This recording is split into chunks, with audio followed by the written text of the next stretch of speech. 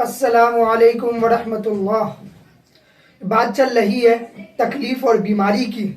کہ تکلیف اور بیماری کیسے آتی ہے اور کیوں آتی ہے، اور جب یہ آ جائے تو ہمیں کیا کرنا چاہیے کہ تکلیف اور بیماری دور ہو جائے۔ اس سلسلے میں 2 ویڈیو آپ تک پہنچ چکی ہے، یہ تیسری اور آخری ویڈیو ہے اس کڑی کی۔ آپ حضرت ایوب علیہ السلام کو دیکھیے کہ کیسی سخت بیماری کے اندر مبتلا ہوئے کہ اس بیماری کے تصور کرنے سے بھی انسان کے رونگٹے کھڑے ہو جاتے ہیں، اور پھر اس بیماری کے اندر شیطان ان کے پاس آیا اور اس نے آپ کو تکلیف دینے کے لیے یہ کہنا شروع کر دیا کہ آپ کے گناہوں کی وجہ سے یہ بیماری آئی ہے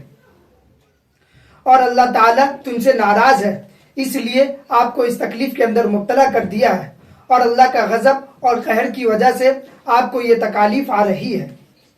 اور اس پر اس نے اپنے دلائل بھی پیش کیے۔ اس موقع پر حضرت ایوب علیہ السلام نے شیطان سے مناظرہ کیا۔ بائبل کے صحیفہ ایوبی میں اب بھی اس مناظرے کے بارے میں کچھ تفصیل موجود ہے۔ چنانچہ حضرت ایوب علیہ السلام نے شیطان کے جواب میں فرمایا کہ تمہاری بات درست نہیں کہ یہ بیماری اور تکالیف میرے گناہوں کی وجہ سے ہے، اللہ کے غضب اور قہر کے طور پر آئی ہے، بلکہ یہ تکلیف میرے خالق اور میرے مالک کے طرف سے محبت کا عنوان ہے، اور اللہ تعالیٰ اپنی رحمت اور شفقت کی وجہ سے یہ تکالیف دے رہے ہیں۔ میں اللہ تعالیٰ سے یہ دعا ضرور مانگتا ہوں، یا اللہ مجھے اس بیماری سے شفا دے دیجئے، لیکن مجھے اللہ تعالیٰ اس بیماری سے گلہ اور شکوہ نہیں ہے، اور مجھے اس بیماری پر کوئی اعتراض نہیں ہے کہ اللہ تعالیٰ نے مجھے یہ بیماری کیوں دے دی، اور الحمدللہ میں روزانہ اللہ کی طرف رجوع کرتا ہوں اور یہ دعا کرتا ہوں، ربی انی مسنی الضر وانت ارحم الراحمین، اے اللہ مجھے یہ تکلیف ہے، آپ ارحم الراحمین ہیں، اس تکلیف کو دور فرما دیجئے۔ لہٰذا میرا یہ اللہ کی طرف سے رجوع کرنا بھی ان کی طرف سے آتا ہے، اور جب وہ مجھے اس تکلیف کے دوران اپنی بارگاہ میں رجوع کی توفیق دے رہے ہیں تو یہ اس بات کی علامت ہے کہ یہ تکلیف بھی ان کی طرف سے رحمت اور محبت کا عنوان ہے۔ یہ ساری باتیں صحیفہ ایوبی میں موجود ہیں۔ اس میں حضرت ایوب علیہ السلام نے اس کی علامت بتا دی کہ کون سی تکلیف اللہ کی طرف سے قہر اور عذاب ہوتی ہے، اور کون سی تکلیف اللہ کی طرف سے رحمت اور انعام ہوتی ہے۔ وہ علامت یہ ہے کہ پہلی قسم کی تکالیف میں انسان اللہ سے گلہ اور شکوہ کرتا ہے اور تقدیر پر اعتراض کرتا ہے اور اللہ تعالیٰ کی طرف رجوع نہیں کرتا، اور دوسری قسم کی تکلیف میں اللہ سے گلہ شکوہ نہیں ہوتا لیکن دعا کرتا ہے، یا اللہ میں کمزور ہوں اور اس تکلیف و آزمائش کا متحمل نہیں ہوں، اپنی رحمت سے مجھے اس تکلیف اور آزمائش سے نکال دیجئے۔ لہذا جب بھی صدمے کے وقت اور تکلیف اور پریشانی کے وقت بیماری میں اللہ کی طرف رجوع کرنے کی توفیق ہو جائے تو سمجھ لو کہ یہ بیماری اور یہ پریشانی اللہ کی طرف سے رحمت ہے۔ اس صورت میں گھبرانے کی ضرورت نہیں، کیونکہ تکلیف بالآخر انشاءاللہ دنیا اور آخرت میں تمہارے لیے خیر کا ذریعہ بنے گی، بس شرط یہ ہے کہ اللہ کی طرف رجوع کی توفیق ہو جائے۔ اس لیے کہ اگر یہ تکلیف اللہ کی طرف سے عذاب ہوتا تو اس صورت میں اللہ تعالیٰ اس تکلیف میں اپنا نام لینے اور اپنی طرف رجوع کرنے کی توفیق ہی نہ دیتے۔ جب وہ اپنی طرف رجوع کرنے کی توفیق دے رہے ہیں تو یہ اس بات کی علامت ہے کہ یہ تکلیف ان کی طرف سے رحمت ہے۔ البتہ یہ اشکال پیدا ہوتا ہے کہ بعض اوقات جب تکلیف کے اندر اللہ سے دعا کرتے ہیں اور اللہ کی طرف رجوع کرتے ہیں، اس کے باوجود وہ تکلیف اور پریشانی نہیں جاتی اور دعا قبول نہیں ہوتی۔ اس کا جواب یہ ہے کہ اللہ تعالیٰ کی بارگاہ میں دعا کرنے سے اللہ سے دعا کرنے کی توفیق مل جانا ہی اس بات کی علامت ہے کہ ہماری دعا قبول ہو گئی، ورنہ دعا کرنے کی بھی توفیق نہ ملتی، اور اب اس صورت میں الگ انعام ملے گا، اب دعا کرنے پر الگ انعام ملے گا، اور اس دعا کے بعد دوبارہ دعا کرنے کی جو توفیق ہوئی اس کا الگ انعام ہوگا۔ لہذا یہ تکلیف رفع درجات کا درجہ بن رہی ہے،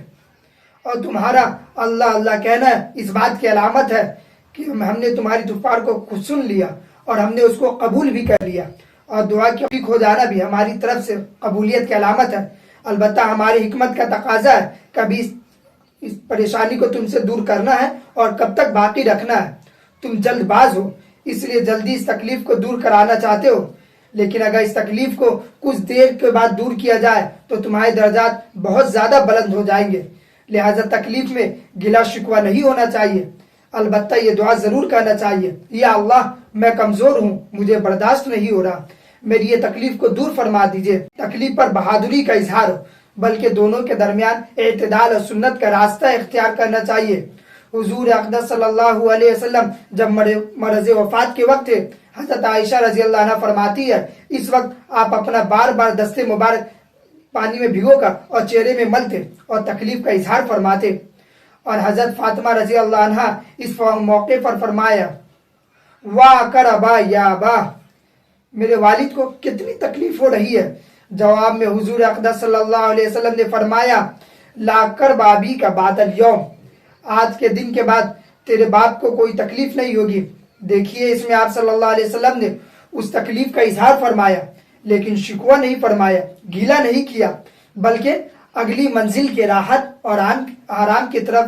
اشارہ فرمایا۔ یہ ہے سنت طریقہ۔ جب حضور اقدس صلی اللہ علیہ وسلم کے صاحبزادے حضرت ابراہیم کا انتقال ہوا تو آپ صلی اللہ علیہ وسلم نے فرمایا انا فراقی کا یا ابراہیم لمحزونون، اے ابراہیم ہمیں تمہاری جدائی پر بڑا صدمہ ہے۔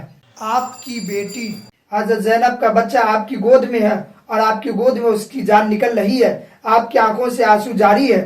اس میں اظہار عبدیت اور اظہار بندگی ہے۔ اے اللہ فیصلہ تو آپ کا برحق ہے، لیکن آپ نے تو یہ تکلیف اسی لیے دی ہے کہ میں آپ کے سامنے عاجزی کا اظہار کروں اور آنسو بہاؤں، لہذا سنت یہ ہے کہ گلہ شکوہ بھی نہ ہو اور بہادری کا اظہار بھی نہ ہو، بلکہ اللہ تعالیٰ کے سامنے حاضر ہو کر یہ کہے یا اللہ میری اس تکلیف کو دور فرما دیجئے۔ یہی مسنون طریقہ ہے۔ اللہ تعالیٰ اس کی صحیح فہم ہمیں عطا فرمائے اور اس پر عمل کرنے کی توفیق عطا فرمائے۔ وآخر دعوانا ان الحمدللہ رب العالمین۔